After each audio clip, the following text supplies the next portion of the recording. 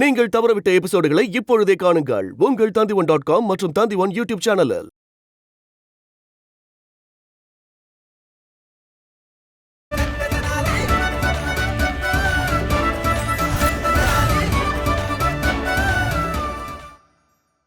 என்னோட பிரியமான முடி. இங்க பாருங்க மகாராஜா, எல்லாரும் அமைதியா இருங்க. அமைதியா இருங்க. சொன்னா நீங்க புரிஞ்சுக்க மாட்டீங்களா? எப்படி அமைதியா இருக்க முடியும் மகாராஜா? இது அமைதியா இருக்கிறதுக்கான நேரம் இல்ல மகாராஜா. நீங்க பண்டிதர் ராமகிருஷ்ணர் அவரோட குடும்பத்தோடு இங்க அரண்மனைக்கு வர சொல்லுங்க. இல்ல, வேண்டாம்.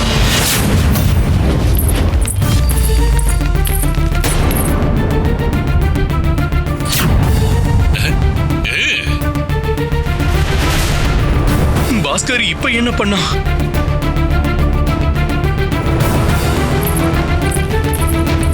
வாங்க பண்டிதர் ராமகிருஷ்ணா, இன்னைக்கு உங்க மகன் பாஸ்கர் எல்லா வரம்புகளையும் மீறிட்டான். பண்டிதர் ராமகிருஷ்ணா, இவ என்ன பண்ணிருக்கான்னு உங்களுக்கு தெரியாதா?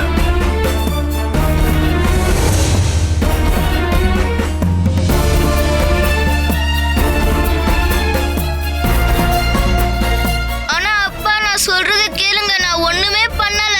பாஸ்கர் அமைதியாரு. என் பேச்சுக்கு கொஞ்சமாவது மரியாதை கொடு. நீங்க கவலைப்படாம இருங்க மகாராணியாரே. இளவரசர் உள்ள ராஜ வைத்தியரோட இருக்காரு. எல்லாமே நல்லபடியா நடக்கணும்னு நான் கடவுள்கிட்ட வேண்டிக்கிறேன். இல்ல,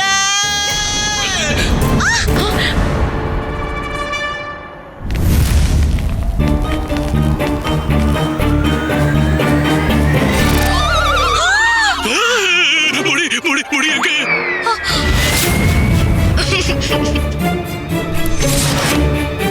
கையெடுங்க மாமா. என்னோட முடியை யாருமே தொடக்கூடாது. மகாராஜா, பாலா. மகாராஜா, இனி இந்த இடத்துல முழுமையா முடி வளரும்னு நம்பிக்கை இல்ல.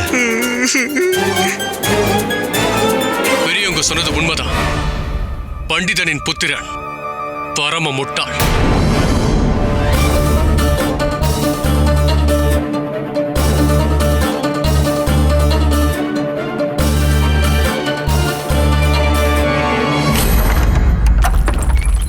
அப்பா, நான் சொல்றத நம்புங்க. அப்பா, நான் சொல்றத கொஞ்சம் கேளுங்களேன். போதும். இதுக்கு மேல நான் எதையும் கேட்க போறது இல்ல. அதனால நான் முடிவு பண்ணிட்டேன். நான் உன்னை குருகுலத்துக்கு அனுப்ப போறேன். இன்னில இருந்து 2 நாளைக்கு அப்புறம் ஏகாதசி வருது. அன்னைக்கு நீ கபலீஸ்வரத்துக்கு புறப்படணும். புரிஞ்சுதா?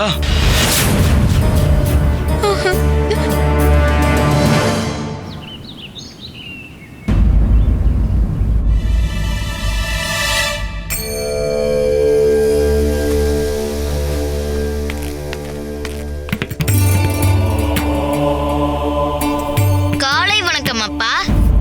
காலையில எழுந்த உடனே நீங்க நிறைய தண்ணி குடிப்பீங்கன்னு எனக்கு நல்லாவே தெரியும். அதனாலதான் உங்களுக்கு தண்ணி எடுத்துட்டு வந்திருக்கேன். சாரதா, சீக்கிரம் எனக்கு தண்ணி கொடு. அரசவைக்கு தாமதமாயிட்டு இருக்கு. இன்னும் எவ்வளவு நேரம் தான் என் கூட பேசாம இருக்கீங்கன்னு நானும் பாக்குறேன். நீங்க என் அப்பானா, நானும் உங்க மகன் தான். நீங்க என் கூட பேசியே தருவீங்க. ஓம் ஸ்ரீ சூர்யாய நமஹ. ஓம் ஸ்ரீ சூர்யாய நமஹ. ஓம் ஸ்ரீ சூர்யாய நமஹ. ஓம் ஸ்ரீ சூர்யாய நமஹ.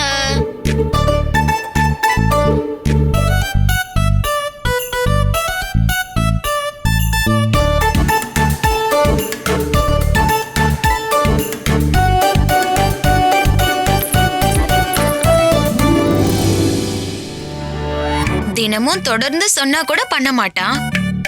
பண்ணாம தப்பிச்சு ஓடுவான்.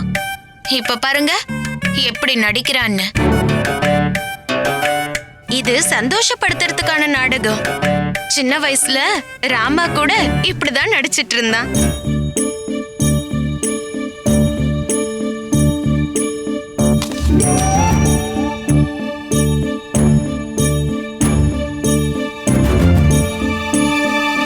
அப்பா 8 அடி பாஞ்சா புள்ள 16 அடி பாயிரான். யாரும் இறங்கி வர தயாராவே இல்ல.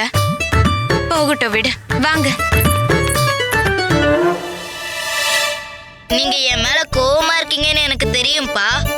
ஆனா அதே அளவுக்கு கவலையாம இருக்கீங்க. நான் எப்படி இப்ப உங்ககிட்ட பேசுறதுக்காக தவிச்சுக்கிட்டு இருக்கனோ அதே மாதிரி நீங்களும் என்கிட்ட பேச முடியாம தவிச்சுக்கிட்டு இருக்கீங்கன்னு எனக்கு தெரியும்பா. ஆனா இப்போ உங்களை மகிழ்ச்சி படுத்த ரொம்ப நேரம் ஆகாது.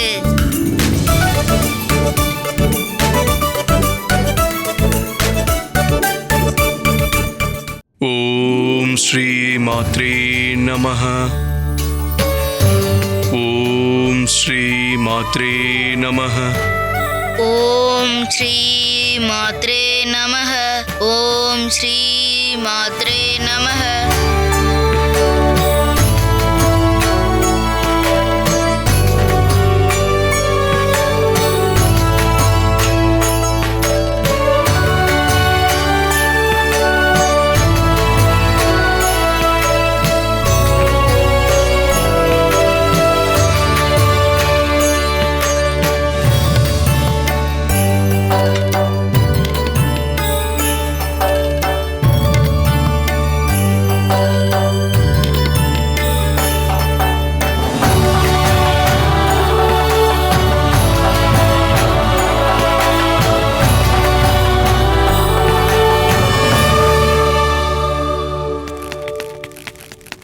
அப்பா பிரசாதம். இல்ல, நான் இவனுக்கு அவ்வளவு சுலபமா இந்த பிரசாதத்தை வழங்க மாட்டேன். சாரதா, பிரசாதம். அம்மா, அப்பாவை என் கூட பேச சொல்லுங்கம்மா. எனக்கும் பிரசாதம் தர சொல்லுங்க. என்ன பார்த்தா பாவமா தெரியலையா?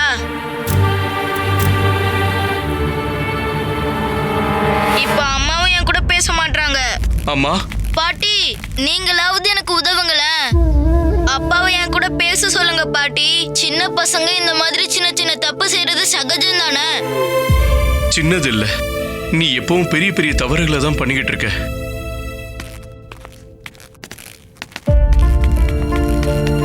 அப்பா, நீங்க அம்மா விட ரொம்ப கோவப்படுறீங்க. கேட்கவே மாட்டீங்க.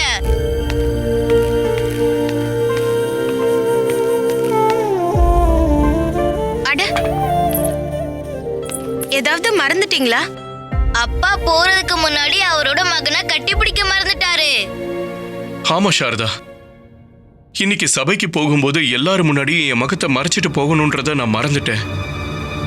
எப்படி முகத்தை காட்டுவேன்? இன்னைக்கு எல்லாரும் முன்னாடியும் மகாராஜா எப்படி என்கிட்ட நடந்துக்க போறாருன்னே தெரியல. இது எல்லாத்துக்கும் நம்மளுடைய ஒரே மகன் பாஸ்கர் தான் காரணம்.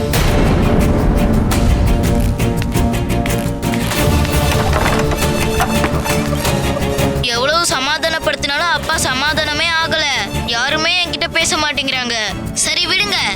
உங்க எல்லாருக்கும் என்ன பண்ண தோணுதோ அதையே பண்ணுங்க. இனிமேல் நான் என்ன பண்ண போறேன்னு நீங்க பாருங்க.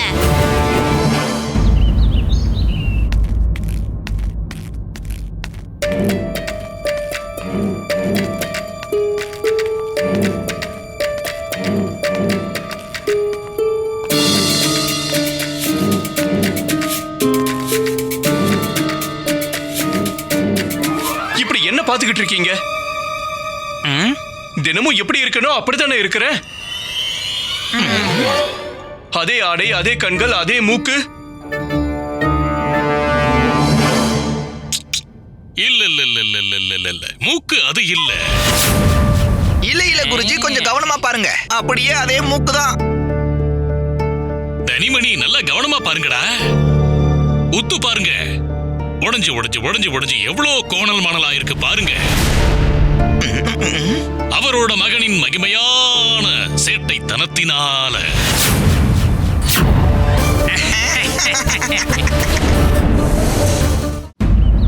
மகாராஜா கிருஷ்ணதேவராயர் வாழ்க! மகாராஜா கிருஷ்ணதேவராயர் வாழ்க! மகாராஜா கிருஷ்ணதேவராயர் வாழ்க!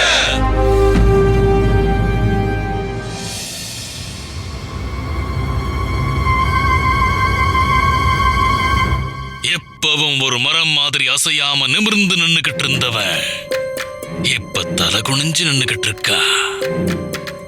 இன்னைக்கு நான் ரொம்ப சந்தோஷமா இருக்கேன். ரொம்ப அதிகமா சந்தோஷப்படாதீங்க. ஏன்னா நீங்க எவ்வளவு அதிகமா சந்தோஷப்படுறீங்களோ அதுக்கப்புறம் அதை விட அதிகமா தவிக்கிறீங்க. முட்டாள், வாயை மூடிக்கிட்டு.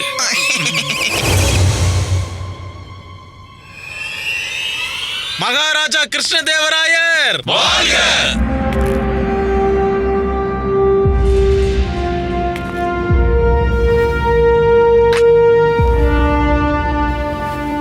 ஆச்சரியம், இன்னைக்கு சபை ரொம்பவும் அமைதியா இருக்கே. அதுலயும் குறிப்பா நீங்க பண்டித ராமகிருஷ்ணரே, நீங்க கவலையோடையும் பதட்டத்தோடையும் இருக்கிற மாதிரி இருக்கு. என்னாச்சு பண்டித ராமகிருஷ்ணா? எதை நினைச்சு நீங்க கவலையா இருக்கீங்க? மகாராஜா, நான் பாஸ்கருக்கு எல்லா விதமான கல்வியையும் ஞானத்தையும் வழங்க முயற்சி பண்ணேன். எல்லா அப்பாக்களை போலவே நான் அவனை ஒழுக்கமானவனை வளர்க்க நினைச்சேன். ஆனா அவன் திரும்ப திரும்ப தப்பு பண்ணிக்கிட்டு இருக்கான். அதனால சாக்ஷாத் அந்த தேவி அம்மாவே என் மேல கோபமா இருக்காங்களோன்னு எனக்கு தோணுது. இல்ல இல்ல இல்ல பண்டித ராமகிருஷ்ணரே, இல்ல தேவி அம்மாலாம் கோபமா இல்ல. இது உங்க கர்மத்துக்கான பலன். ஆமா மகாராஜா, அப்பா 8 அடி பாஞ்சா அவங்க மகன் 16 அடி தானே பாய்வா. அப்படி உங்க வீட்டுல பாயிற பையன் தான் பாஸ்கர். புரிஞ்சதா? புரியலையா? புரிய வைக்கிறேன். நீங்க 8 அடி பாயிறீங்க, பாஸ்கர் 16 அடி பாயிறான். போதும். பாஸ்கரை பத்தி இதுக்கு மேல பேச வேண்டிய அவசியம் இல்ல. நாம ஒண்ணு இப்போ பாஸ்கரை பத்தி பேசுறதுக்காக இந்த அரசபையில ஒண்ணு கூடல. சரி மகாராஜா, உங்க கட்டளைப்படியே இன்றைய சபையை ஆரம்பிக்கலாம். கோத்வால் அவர்களே, மனுதாரர்களை உள்ளே அழைத்து வாருங்கள்.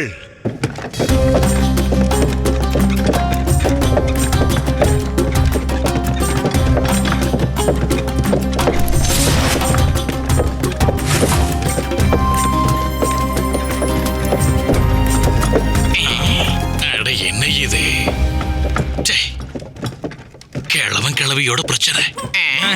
தேவையில்லாம அழுவாங்க, அழ வைப்பாங்க, என் நேரத்தை வீணாக்குவாங்க. கேட்டியா?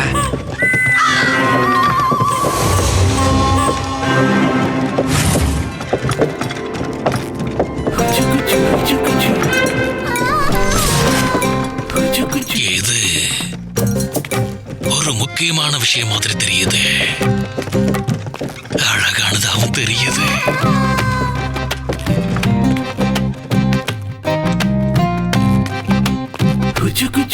வணக்கம் மகாராஜா. வணக்கம். நீங்க ரொம்ப தூரத்துல இருந்து வந்திருக்கிற மாதிரி இருக்கு.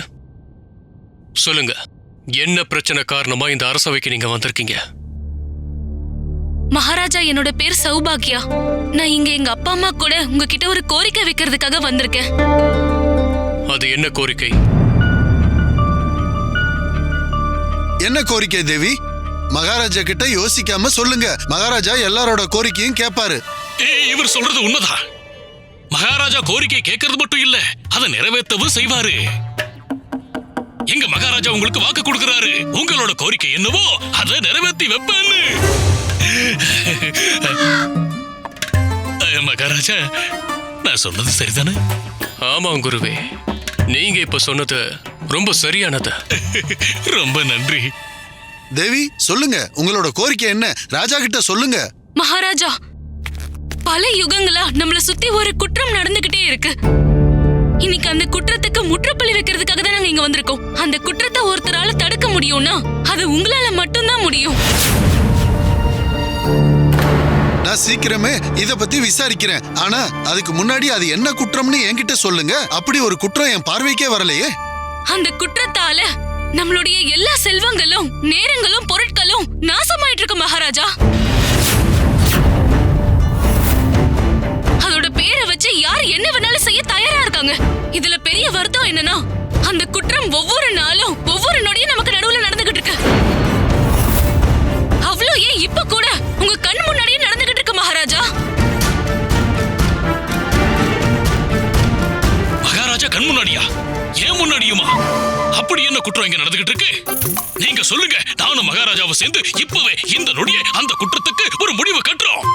நீங்க இப்ப எந்த குற்றத்தை பத்தி பேசிட்டு இருக்கீங்க அழகி தேவி? அந்த குற்றத்தோட பேர் செல்வன்ற பேர்ல பாக்குற பாரபட்சம் மகாராஜா.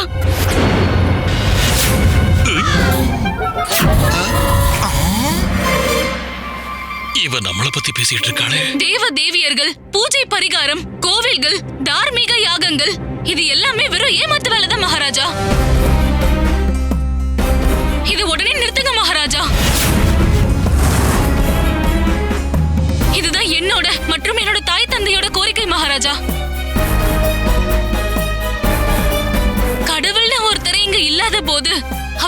பேரை சொல்லி இங்க யாரும் எதுவும் பண்ணக்கூடாது மகாராஜா.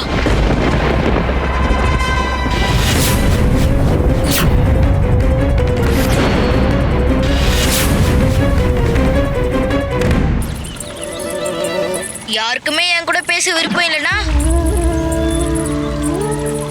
நானும் யார் கூடயும் பேச மாட்டேன்.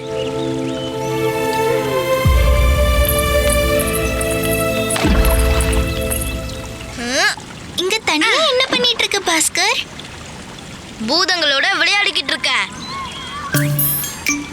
ஆனா இங்க எந்த பூதங்களும் என் கண்ணுக்கு தெரியலையே. அநேகமா என்ன பார்த்து எல்லாம் பயந்து ஓடிருச்சுங்க.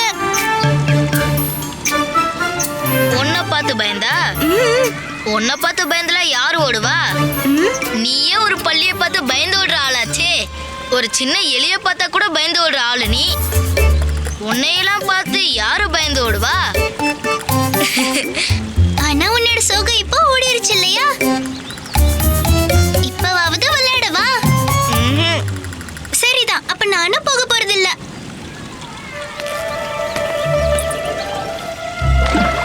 கஞ்ச பயலே, இன்னும் தள்ளி உட்காரு.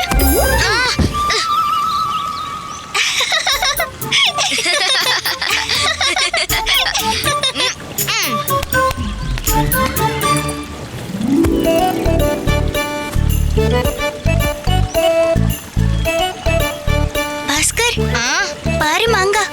உன்னோட அப்பாக்கு ரொம்ப பிடிச்சது இல்லையா? எங்க அப்பாவுக்கு மாங்காய் பறிச்சுட்டு போனா அதை பார்த்து ஒருவேளை அவரு சமாதானமாக வாய்ப்பு இருக்கு. மாங்காவை விடு. இத சொல்லு, ஏன் இன்னைக்கு நீ இவ்ளோ சோகமா இருக்க? யாராவது ஏதாவது சொன்னாங்களா? சொல்லு. காந்தாங்க என்ன இருக்குன்னு பாரு.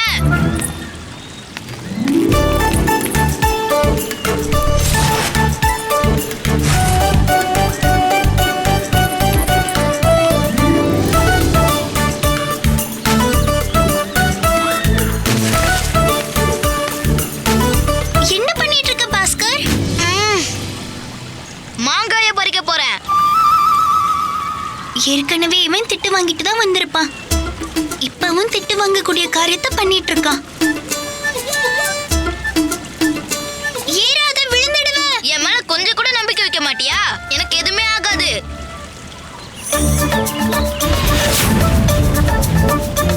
அப்பாவுக்கு மாங்காய பறிச்சு கொடுத்தா கண்டிப்பா சமாதானம் ஆயிடுவாரு. கடவுளை நம்புறது குற்றம் இல்ல தேவி. கடவுள் இருக்காங்க. நாம எல்லாரும் அவங்கள வெவ்வேறு ரூபங்கள்ல பூஜிக்கிறோம், அவ்வளவுதான். ஆனா அந்த எல்லா ரூபங்களையும் இருக்கிற சக்தி ஒண்ணுதான். அப்படிப்பட்ட ஒரு சக்தி தான் நம்ம எல்லாரையுமே இணைச்சு இருக்கு. அவங்களுடைய கருணை எப்பவும் நமக்கு இருக்கு. அவங்களுடைய ஆசீர்வாதத்தால நாம இங்க நல்லா வாழ்ந்துகிட்டு இருக்கோம். நீங்க சொல்றது சரிதான் ராமகிருஷ்ணா. நம்ம குருவியை எடுத்துக்கங்க. இவர் ஒரு பெரிய சிவபக்தர். தன்னோட இஷ்ட தெய்வத்தை சந்திக்கிறதுக்காக கைலாய மலை வரைக்கும் போவாரு. என்ன குருவே? நான் ஆமா ஆமா கண்டிப்பா மகாராஜா.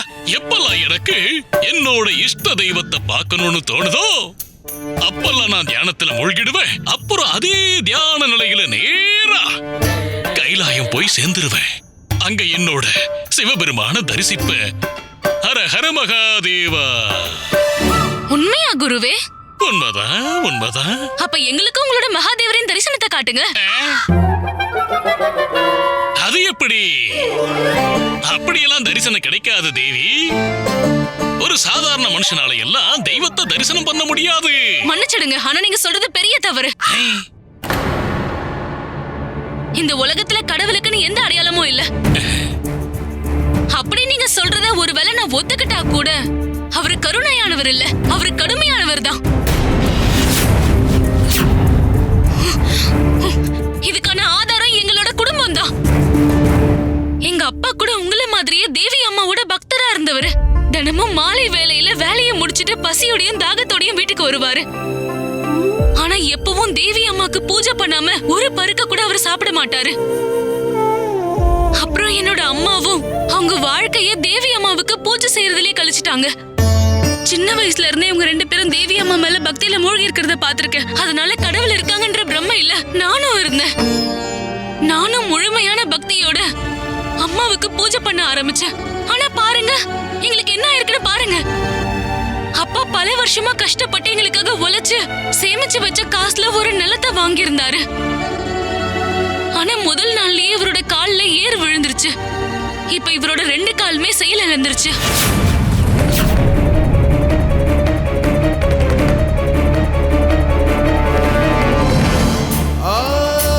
நல்லா பாருங்க.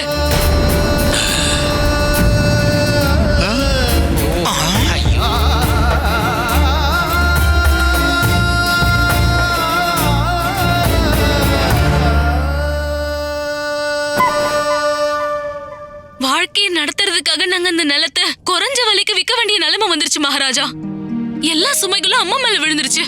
அப்புறம் அம்மாவுக்கும் உடம்பு சரியில்லாம போயிடுச்சு. சாப்பிடுறதுக்கு அரிசி கிடைச்சா கூட அதை அடுப்புல வச்சு சமைக்க யாருமே உதவல மகாராஜா. அப்புறம் உதவி கேட்டு நாங்க எங்க மாமா வீட்டுக்கு போயிருந்தோம். ஆனா அவருக்கு நாங்க யாருன்னு கூட தெரியல. எந்த தீர்வும் கிடைக்கல மகாராஜா. என்னோட 11 வயசுல இருந்தே எல்லா கடமைகளையும் பண்ணி இன்னைக்கு வரைக்கும் என்னோட வாழ்க்கையை ஓட்டிட்ட மகாராஜா. ஆனா இப்ப என்னன்னா இன்னும் நிலைமை மோசமாயிடுச்சு. ஒரு உதவியற்ற ஏழை பெண் யார் கண்ணிலையாவது பட்டா எல்லாரோட பார்வையும் அவ மேலதான் இருக்கு.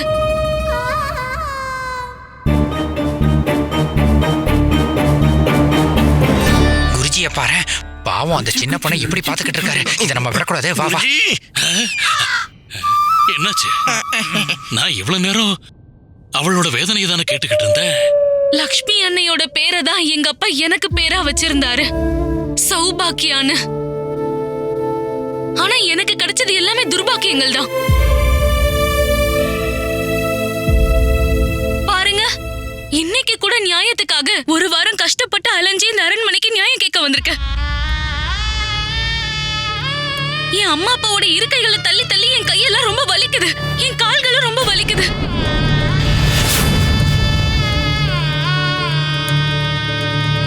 இப்பவும் நீங்க அதேதான் சொல்ல போறீங்களா? கடவுள் இருக்காங்கன்னு சொல்ல போறீங்களா?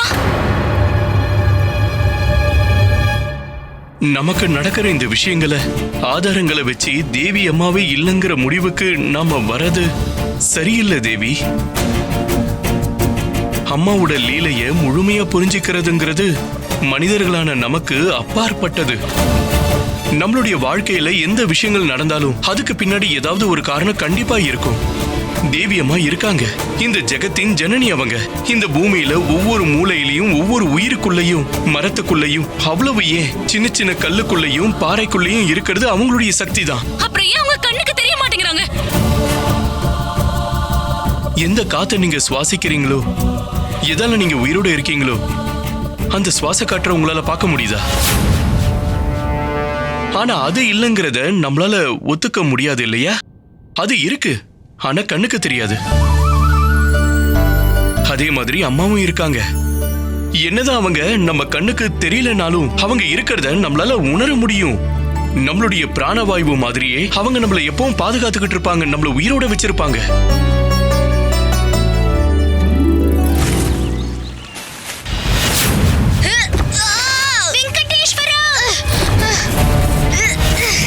இந்த மாதிரி சின்ன ஆபத்தெல்லாம் பார்த்து நான் பயப்பட மாட்டேன்.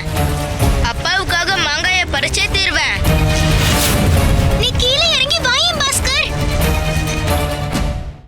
அதே மாதிரி தேவி அம்மா நமக்கு எப்பவும் வழிகாட்டிக்கிட்டே இருப்பாங்க, எப்பவும் நம்மள பாதுகாத்துக்கிட்டு இருப்பாங்க. அப்புறம் எங்களை மட்டும் எதுக்காக அவங்க பாதுகாக்கல? அப்படி பாதுகாத்திருக்கணும்னா எங்க அப்பா அம்மாவை பாதுகாத்திருக்கணும்ல. ஒருவேளை அவங்க காப்பாத்தி இருக்கலாமே. ஒருவேளை அன்னைக்கு இதை விட பெரிய அசம்பாவிதம் நடக்க இருந்திருக்கலாம். இது எல்லாமே நம்மள ஏமாத்திக்கிறதுக்கான வார்த்தைகள் தான். உண்மை என்னன்னா கடவுள்னு ஒருத்தவங்க இல்லவே இல்ல. இருக்காங்க, தேவி அம்மா இருக்காங்க. இருக்காங்கன்னா எனக்கு அவங்களை காட்டுங்க. பெரிய பெரிய முனிவர்கள் பல வருடங்கள் தவம் இருந்ததுக்கு அப்புறமா அவங்களுக்கு தெரியாதவங்க உங்களுக்கு இவ்வளவு சுலபமா எப்படி தெரிஞ்சிருவாங்க? அப்படி அவங்க இருக்காங்கன்னா அவங்க இருக்கிறது உண்மைனா என் கண்ணுக்கு அவங்க தெரிஞ்சாகணும். அம்மா என்ன பண்ணணும் என்ன பண்ணக்கூடாதுன்னு சொல்றதுக்கு மனிதர்களான நாம யாரு தேவி? அம்மா அவங்க இருக்காங்கன்னு நிரூபிக்க வேண்டிய அவசியம் எதுவும் இல்ல. ஏன்னா அவங்களுக்கு நம்ம இல்ல, மனிதர்களான நமக்கு தான் அவங்க தேவை. இதெல்லாம் வீணான விவாதம் தான். நீங்க சொன்னதை நிரூபிச்சு காட்ட முடியுமா பண்டிதரே? தேவி அம்மா இல்லங்கிறத உங்களால நிரூபிச்சு காட்ட முடியுமா? யாருமே உங்களை பார்த்தது இல்ல. இந்த நிறைஞ்ச சபையில உங்களை தவிர வேற யாராலையாவது அவங்க தேவி அம்மாவை பார்த்திருக்காங்கன்னு முழு உறுதியா சொல்ல முடியுமா பண்டிதரே? சொல்லுங்க, யாராவது தேவி அம்மாவை பார்த்திருக்கீங்களா? சொல்லுங்க குருவே, நீங்க அவங்கள பார்த்திருக்கீங்களா? யாருமே இல்ல. சொல்லுங்க பண்டிதரே, இதை விட ஒரு பெரிய ஆதாரம் உங்களுக்கு வேற என்ன வேணும்? இப்ப அடுத்து நீங்க தான் நிரூபிச்சு காட்டணும். எனக்கு தேவியம்மா இருக்காங்கன்னு நிரூபிச்சு காட்டுங்க. அப்படி அவங்க இருந்தாங்கன்னா எனக்கு காட்டுங்க. இல்ல என்ன அவங்கள உணரவாது வைங்க. ஆனா தேவியம்மா இருக்காங்கன்னு நிரூபிச்சு காட்டணும்.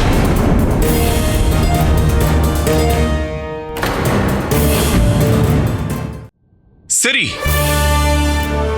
தேவி அம்மா இருக்காங்கன்னு நான் நிரூபிச்சு காட்டுறேன். அவங்க என்ன பண்ணாலும் மனிதர்களாகிய நம்முடைய நன்மைக்காக தான் பண்ணுவாங்கன்னு காட்டுறேன். பண்டித ராமகிருஷ்ணா, நீங்க என்ன சொல்றீங்க? மகாராஜா, அம்மாவின் பக்தர்களுக்கான பரீட்சை இது. அவங்களுடைய நம்பிக்கைக்கான பரீட்சை மகாராஜா.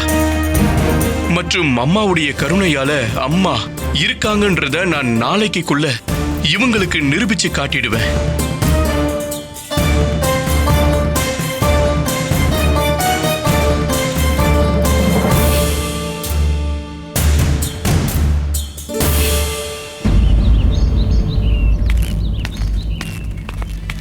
வணக்கம் பண்டிதரே. ஏதோ வாயில சொல்லிட்டேன், எப்படி நிரூபிச்சு காட்ட போறேன்? தேவையில்லாம வீண் மம்ப இழுத்து போட்டுக்கிட்டேனா? தேவையில்லாம பிரச்சனையை இழுத்து போட்டுக்காத பாஸ்கர், இறங்கிடு. அப்பா என் மேல கோவமா இருக்காரு காந்தா. அவருக்கு பிடிச்ச மாங்காய பார்த்தா என்ன மன்னிக்க வாய்ப்பு இருக்கு. அதுக்கு கொஞ்சமாவது முயற்சி பண்ணி ஆகணும். அட, அம்மா கூட இருக்கும்போது எனக்கு என்ன பயம், என்ன கவலை இருக்கு? இப்ப அம்மாவே வழி காட்டுவாங்க, அம்மாவே என்னை காப்பாத்துவாங்க.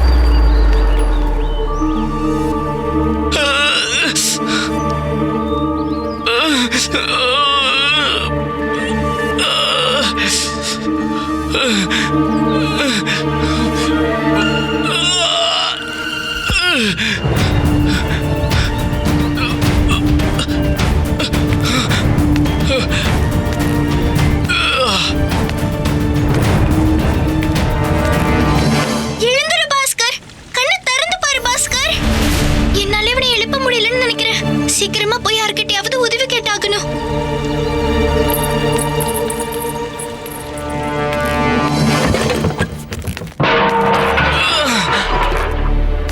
உங்களுக்கு என்னாச்சு அம்மா?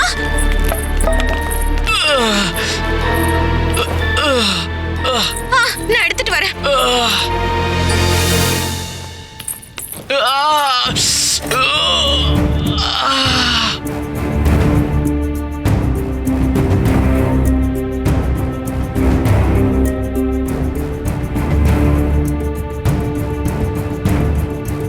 இது எப்படி நடந்தது? அது கல்லுல தடுக்கி கீழே விழுந்துட்டேமா. ஆனா இன்னமும் சின்ன பசங்க மாதிரி தடுக்கி விழுந்துட்டு இருக்க. நீங்க 2 பேரும் பாஸ்கர் கிட்ட பேசலாம் இல்லல? எங்க அவன்? உங்க 2 பேருக்கும் அவன் எங்க இருக்கானே தெரியாதா? அப்படியே உன்ன மாதிரிதான். நீயும் சொல்லாம கொல்லாம எங்கேயாவது போயிடுவ. இப்ப இவனும் எதுவும் சொல்லாம போயிடுறான். அட சரி, நான் அவன் மேல கோவமா தான் இருக்கேன். நான் அவன் கிட்ட பேசுறது இல்ல. ஆனா ஒரு குழந்தைய நாம தானே பாத்துக்கணுமா? அவன் எங்க இருக்கான்னு தெரிஞ்சுக்கணும்ல. இப்படி நீங்க 2 பேரும் கவலைப்படாம இருக்கீங்க. அவன் எங்க போயிருப்பானோ தெரியல.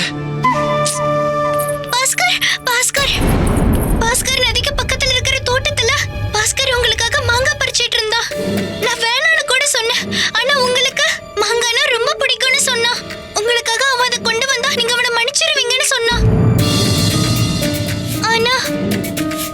ஆனா என்ன? ஆனா அவன் மரத்துல இருந்து விழுந்துட்டான்.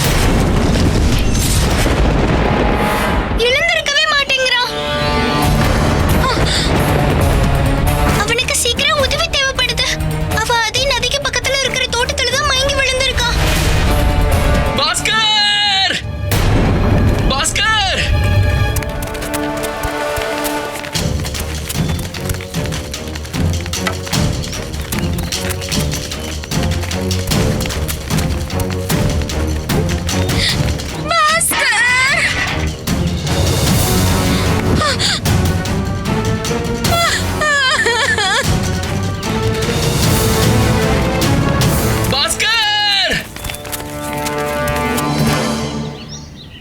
பாஸ்கர்! பாஸ்கர்! பாஸ்கர்! பாஸ்கர்! பாஸ்! பாஸ்கர்! பாஸ்கர்! பாஸ்கர்! பாஸ்கர்! என்னாச்சு பாஸ்கர்? பாஸ்கர்! என்னாச்சு? பாரு பாரு, அப்பா வந்திருக்கேன் பாரு. பாரு, உன்கிட்ட அப்பா பேச வந்திருக்கேன் பாஸ்கர். அப்பா கிட்ட பேசு. நீ அப்பா கிட்ட பேச விரும்பணும் இல்லையா? பாஸ்கர், என்னாச்சு? என்னாச்சு பாஸ்கர்? என்னாச்சு? பாஸ்கர் பேசு. அப்பா உன்கிட்ட பேச வந்திருக்கேன் பாஸ்கர். பாஸ்கர்! பாஸ்கர்! பாஸ்கர், அப்பா கிட்ட பேசு பாஸ்கர். இப்ப என்ன பண்றது?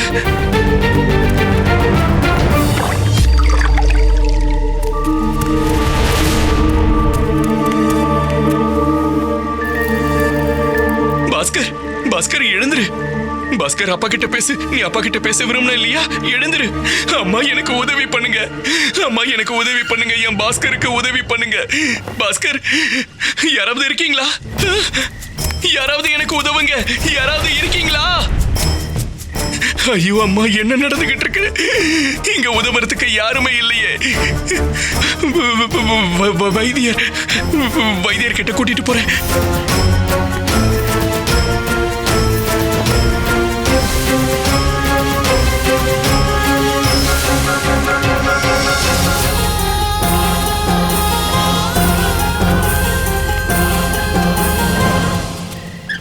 வைத்தியரே, வைத்தியரே, உதவி பண்ணுங்க. வாங்க, பாருங்களேன். வாங்க, உள்ள பாருங்களேன். உள்ள வாங்க, வாங்க. நான் என் மக மேல ரொம்ப கோவமா இருந்தேன். இவ கூட பேசாம கூட இருந்தேன். இவன் ஒரு உயரமான மரத்துல இருந்து விழுந்துட்டான், மயங்கிட்டான். இப்ப என்கிட்ட பேச மாட்டேங்கிறான். இவனுக்கு என்னாச்சுன்னு பாருங்களேன். பாருங்க, கொஞ்சம் அமைதியா இருங்க. நான் என்னன்னு பாக்குறேன். நீங்க பதட்டப்படாதீங்க. அப்படி போய் உட்காருங்க. நீங்க பாருங்க.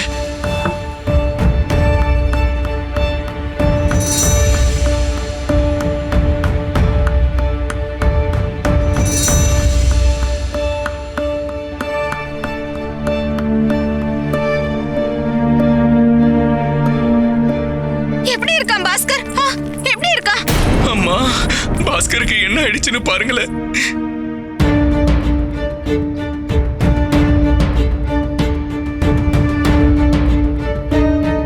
நம்மளுடைய பாஸ்கர் நல்லாயிடுமா இல்லையா? அம்மா, என் பாஸ்கரனை நல்லபடியா ஆக்கிடுமா? அம்மா, கருணை காட்டுங்க. என் பாஸ்கரனை காப்பாத்திருங்க. அம்மா சாரதா, நீங்களும் பிரார்த்தனை பண்ணிக்கோங்க. பாஸ்கரை காப்பாத்த சொல்லி அம்மா கிட்ட கேளுங்க. காப்பாத்துங்கம்மா, காப்பாத்துங்க.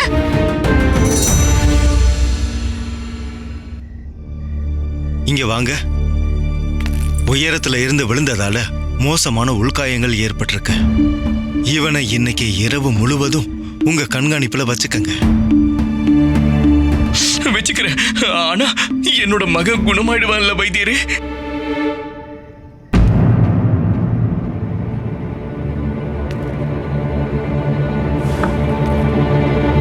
இங்க பாருங்க, நிலைமை ரொம்ப மோசமா இருக்கு. இன்று இரவு மட்டும் நல்லபடியா கடந்துருச்சுன்னா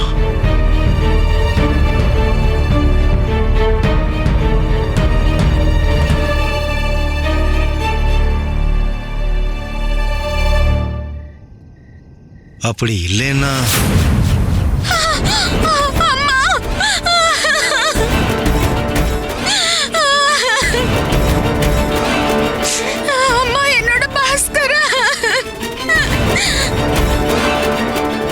அம்மா, என்னுடைய மகனுக்கு எப்படி உங்களால இப்படி பண்ண முடிஞ்சது? இப்படி கல் நெஞ்சக்காரங்களை எப்படி ஆனீங்கம்மா? அம்மா, எனக்கு பெரிய துரோகம் பண்ணிருக்காங்க, பெரிய தப்பு பண்ணிருக்காங்க. அம்மா பெரிய தப்பு பண்ணிருக்காங்க.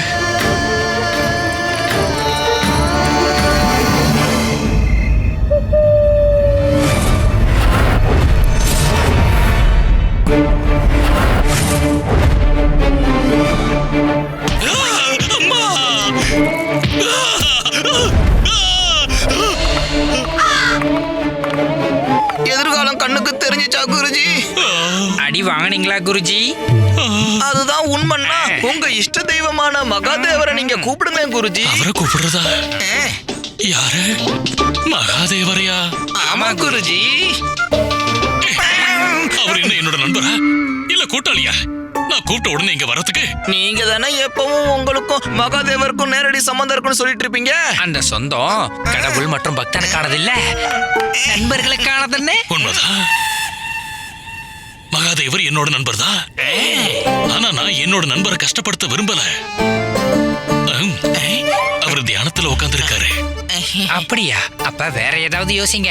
உங்களுக்கு என்ன ஆக போதோ குருஜி? எனக்கு என்ன ஆக போகுது? பண்டிதர் ராமகிருஷ்ணரால் நிரூபிக்க முடியலன்னா அதை நான் நிரூபிச்சு காட்டுறேன். எப்படி? எப்படி? குருஜி, பக்தர்களுக்கு கடவுள் மேல நம்பிக்கை வர்ற மாதிரி ஏதாவது ஒரு செயலை பண்ணுங்க, அப்புறம் அதுவே ஆதாரமாயிடும். அதை எப்படி பண்றது? குருஜி, அதுக்கு முதல்ல பக்தர்களோட ஆசைகள்லாம் நிறைவேறணும். ஆமா குருஜி, ஒரு பக்தன் கடவுள் கிட்ட ஏதாவது கேட்டு அதுக்கு அந்த கடவுள் அதை விட பல மடங்கு அதிகமா வழங்கினா அப்புறம் கடவுள் இருக்காருங்கிற முடிவுக்கு எல்லாரும் கட்டாயம் வந்துருவாங்க. அப்ப இப்ப அப்படியே நடக்கும். நான் எல்லாருக்கும் கடவுள் மேல நம்பிக்கையை வர வச்சே தீருவேன்.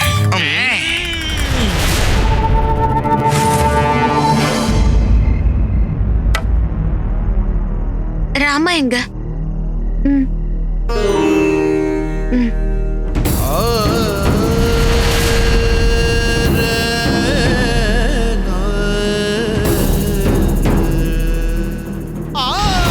நிலைமை ரொம்ப மோசமா இருக்கு.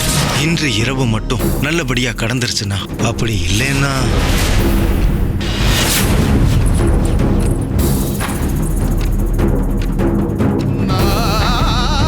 நீங்க கவலைப்படாதீங்க, அம்மா எல்லாத்தையும் சரி பண்ணிடுவாங்க. அம்மாவே இல்லைன்னும் போது அவங்க எப்படி சரி பண்ணுவாங்க? உனக்கு பைத்தியம் பிடிச்சிருக்கா என்ன? நீ என்ன பேசுற? உண்மையை தான் சொல்லிக்கிட்டு இருக்கேன். உன்னால எப்படி அப்படி சொல்ல முடியுது? நீ நேர்லயே சாக்ஷாத் அம்மாவை தரிசனம் பண்ணிருக்க. அது தரிசனம் இல்ல, அது என்னுடைய பிரம்மைதான். ஒண்ணு என் கற்பனையா இருக்கணும், இல்ல என்னுடைய கனவா இருந்திருக்கணும் அம்மா. ஆனா கண்டிப்பா உண்மை இல்ல. அம்மாவே இல்லைன்னும் போது எப்படி கண்ணுக்கு தெரிவாங்க? ஏன்னா அப்படி அவங்க இருந்திருந்தாங்கன்னா இன்னைக்கு என்னோட மகனுக்கு இப்படி நடந்திருக்க விட்டுருக்க மாட்டாங்க. இல்லாதவங்களுடைய சிலைய வீட்டுல வச்சு என்ன பண்ண போறோம்? காலையில விடியறதுக்கு முன்னாடி இதை எடுத்துட்டு போய் வேற எங்கேயாவது வச்சிடுங்க, இல்லைன்னா வெளியில வீசிடுங்க. என்ன ஆனாலும் இது இங்க இருக்கக்கூடாது. இப்ப என்னுடைய இதயத்திலையும் இந்த வீட்லயும் இவங்களுக்கு எந்த இடமும் இல்லை.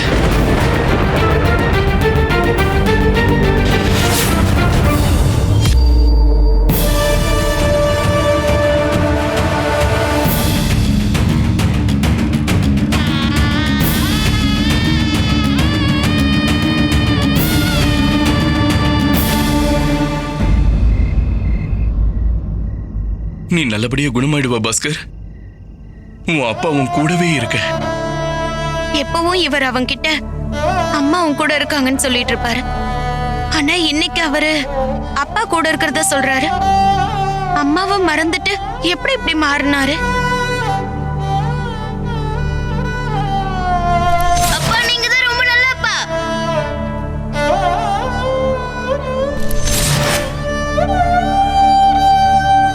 நீ நிச்சயமா குணமாயிடுவ பாஸ்கர்.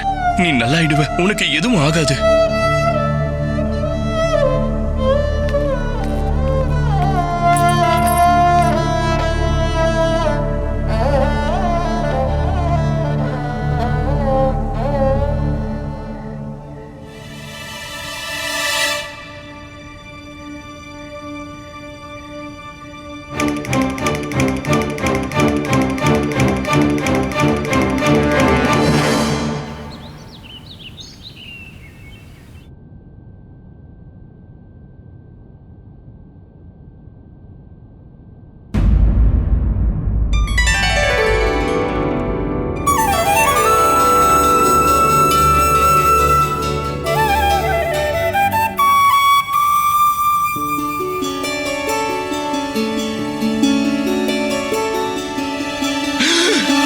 பாஸ்கர், அப்பா நான் உண்மையாதான் சொல்றேன், நான் எதுவுமே பண்ணல.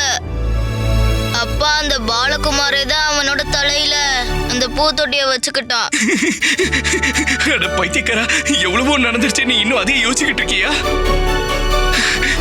அம்மா சாரதா, என் மகனுக்கு நினைவு திரும்பிடுச்சு.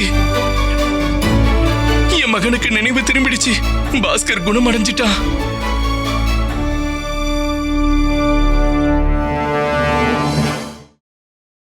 Catch us on TV, Tandivan.com, Facebook and YouTube.